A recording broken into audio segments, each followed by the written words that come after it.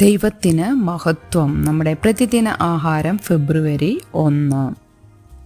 നമ്മുടെ ശ്രേഷ്ഠ ഗുരുവിനെ പോലെ. ശിഷ്യൻ ഗുരുവിനു മീതെയല്ല, അഭ്യാസം തികഞ്ഞവൻ എല്ലാം ഗുരുവിനെ പോലെയാകും. ലൂക്കോസിന്റെ സുവിശേഷം 6-ാം അധ്യായം 40-ാം വാക്യം.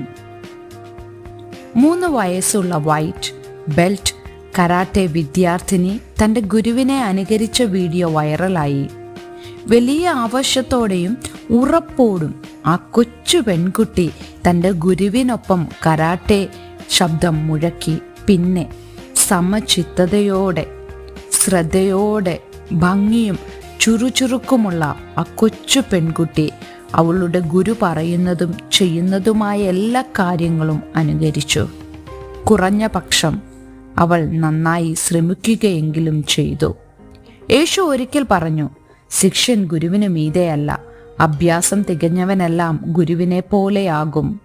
തന്നെ അനുകരിക്കുന്നവൻ മനസ്സലിവുള്ളവനും സ്നേഹമുള്ളവനും വിവേചനരഹിതനുമായിരിക്കണമെന്ന് അവൻ പറഞ്ഞു. അവർ ആരെയാണ് പിന്തുടരുന്നതെന്ന് വിവേചിച്ചറിയണമെന്നും യേശു തൻ്റെ ശിഷ്യന്മാരോട് പറഞ്ഞു. കുരുടന് കുരുടനെ വഴി കാട്ടുവാൻ കഴിയുമോ? ഇരുവരും കുഴിയിൽ വീഴുകയില്ലയോ? അന്ധരായ വഴികാട്ടികളും ആളുകളെ ദുരന്തത്തിലേക്ക് നയിക്കുന്നവരുമായ പരീശന്മാർ ഈ മാനദണ്ഡം അനുസരിച്ച് അയോഗ്യരാണെന്ന് അവൻ്റെ ശിഷ്യന്മാർ തിരിച്ചറിയേണ്ടതുണ്ട്. അവരുടെ ഗുരുവിനെ പിന്തുടരുന്നതിൻ്റെ പ്രാധാന്യം അവർ മനസ്സിലാക്കേണ്ടതുണ്ട്. ക്രിസ്തുവിൻ്റെ ശിഷ്യന്മാരുടെ ലക്ഷ്യം ക്രിസ്തുവിനെ പോലെ ആകുക എന്നതായിരുന്നു.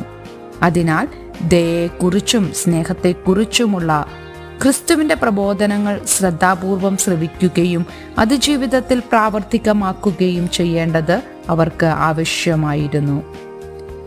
ഇന്ന് യേശുവിനെ അനുകരിക്കാൻ ശ്രമിക്കുന്ന വിശ്വാസികൾ എന്ന നിലയിൽ നമുക്ക് നമ്മുടെ ജീവിതം നമ്മുടെ ഗുരുനാഥന് സമർപ്പിക്കാം. അങ്ങനെ നമുക്ക് അറിവിലും ജ്ഞാനത്തിലും പെരുമാറ്റത്തിലും യേശുവിനെ പോലെ ആകുവാൻ കഴിയും. യേശുവിൻ്റെ ഉദാരവും സ്നേഹനിർഭരവുമായ വഴികൾ പ്രതിഫലിപ്പിക്കാൻ നമ്മെ സഹായിക്കാൻ യേശുവിന് മാത്രമേ കഴിയൂ. ചിന്തിക്കുക, ഈ ദിവസങ്ങളിൽ യേശുവിൻ്റെ ജീവിതത്തിൻ്റെ ഏതൊക്കെ വശങ്ങളാണ് നിങ്ങൾ അനുകരിക്കാൻ ശ്രമിക്കുന്നത്?